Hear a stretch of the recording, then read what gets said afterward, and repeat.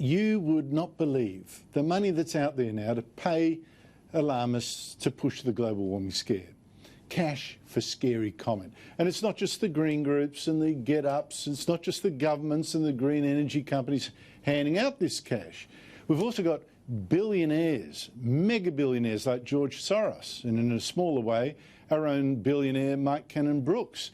But now comes the world's richest man, Amazon boss Jeff Bezos, donating $10 billion US to the global warming cause. And meanwhile, you've got local multimillionaire Malcolm Turnbull retweeting calls to get me and other skeptics silenced, sacked from Sky News. So there's going to be wall-to-wall propaganda from the left instead. Charming bloke, Turnbull. I'll tell you something very funny about him later in the show. But let me tell you now about the kind of thing that Turnbull wants me to stop telling you. Our chief scientist, Alan Finkel, is a warmist. But last week he admitted something important, which I've pointed out for years, that global warming was actually doing something very good. It's making the planet greener, which is one reason why the world keeps getting record grain crops, more food. But, as is the way with warmers, Finkel turned this absolutely huge positive about global warming into a negative. The way that he put this to the ABC is that global warming is actually creating a danger, more stuff to burn in our bushfires. But also associated with that warming, you see more growth in winter. So the undergrowth load is heavier. It's a little bit faster because of the increased carbon dioxide, which plants, of course, use as a food. Joining me to discuss this, but also the Prime Minister's latest big global warming announcement, is without question the best informed politician on global warming, Federal Liberal MP Craig Kelly. Craig Kelly, thank you so much indeed for your time. Before we get on to Scott Morrison, the bit that I just showed, doesn't Chief Scientist Alan Finkel show us how reluctant warmers are to actually admit that a lot of things about this small warming that we've seen over the century, it's not bad, it's actually positive? Well, Andrew, it's one of those inconvenient facts that we've actually got more global tree cover today than we have when I was at high school. Every child in school today is told about deforestation, but the science, as they like to say, the peer-reviewed science and the data from the NASA satellites shows there's something like 2.25 million square kilometres additional of tree cover. That's the size of New South Wales, Victoria and South Australia combined extra tree cover around the globe today than there was when I was at school. Yep, some of it's from tree planting schemes, particularly in India and China, but as NASA says, a lot of it's also global warming, CO2 gases. Now to Scott Morrison, the Prime Minister. I don't understand, Craig, his latest announcement on global warming. Now, overnight, he leaked to the Australian there's not going to be signing up to an international deal to cut our emissions to zero, net terms, to zero by 2050 at a UN summit planned for Glasgow later this year. What he wants to tell it is that we should have a tech target instead, technology target. What on earth does that mean? Well, firstly, Andrew, I think this is a very good announcement from the Prime Minister that we're not going to be suckered in and go appeasing the Green left to signing up to this sort of net zero emissions target by 2050. Because what net zero actually means, it means the destruction not only of the Australian coal industry, it means the destruction of Australian gas extraction. It means the destruction of our airline industry, all the tourism jobs that flow from that, all the transport jobs out of the airport. Net zero, remember, coal, Andrew, makes 1/3 of our energy. We get double the amount of our energy from gas and oil combined than we do from coal. So net zero just means cutting all that out. No, I've got you, Craig. Look, I'll actually play the bit about this announcement when Scott Morrison got in front of a camera today that I did understand about this, let's not go to net zero by 2050. I understood that, and I liked this bit. Have a listen. Anything we sign up to will be signed up to if we were to go down that path, having thoroughly looked at what is the impact on jobs, what is the impact on electricity prices, what is the impact on rural and regional Australia.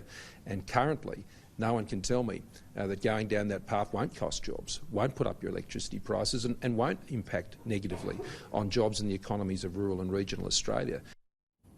Now, Craig, this is exactly the cost-benefit analysis that I've been asking for. I like it, I support it, you clearly do too. But what is the tech target that Morrison wants in its place? Well, Andrew, firstly, what the Prime Minister said there was a great relief to hear.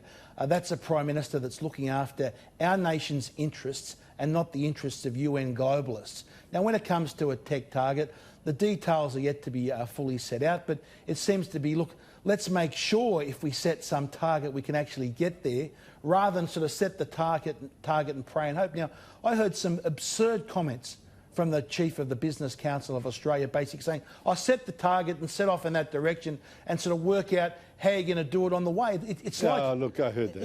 It's like, Andrew, I'll give you an analogy. It's like putting a rocket in space, a manned rocket to Mars, and not working out or not knowing how you're going to get the thing back when you set off first. This is just... Yeah, well, it also does it. It's just like setting it up into space without knowing it's actually going to do anything and reach its target, because whatever we do, as the chief scientist actually admitted last year, would make virtually no difference at all anyway. So it's all useless. It's purely symbolic. Now, Craig, as clearly you don't understand the tech target either, nor do I. I have no idea what it is, so I don't think it's going to fly. But can you explain to me the bit that Scott Morrison said, we don't want to lose jobs, we don't want electricity prices, whatever we do, to go high. If Scott is under a lot of pressure to give in to the global warmists in your Liberal Party, what will happen if he does eventually crumble? Well, he won't crumble. I'll tell you what, he's a very strong man, Scott Morrison, our Prime Minister. We are very lucky to have him. And he is not going to crumble in the face of climate alarmism. As you said, Andrew, you've got to sit down and you've got to do the economic analysis, what it will cost, what you'll get in benefit. And when you look at that, there is no way that the Prime Minister is going to go down this track and destroy Australian jobs. I'm glad you say that, and I'm glad you got your confidence in him, but when you say climate alarmists, they're in your own party. Now, what I find really interesting, we've got the National Party split, pro-coal MPs there wanting a new coal-fired power station. We've got Labor increasingly split, with Labor MPs like Patrick Gorman, frontbencher Matt Keogh today warning Labor not to seem anti-coal. Your party is also split. The comments from the Prime Minister suggest is on your side of the argument. That may not maintain forever. How can we resolve this with a split in all three big parties? Well, Andrew, I don't see a great split in the Liberal Party. We took a target and a commitment at the last election to the Australian people of a 26 to 28% reduction by 2030.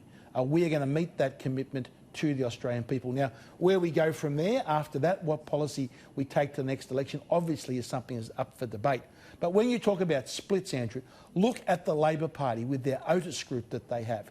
You've got many people in the Labor Party understanding and screaming out that the Labor policy that they took to the last election was going to destroy Australian jobs.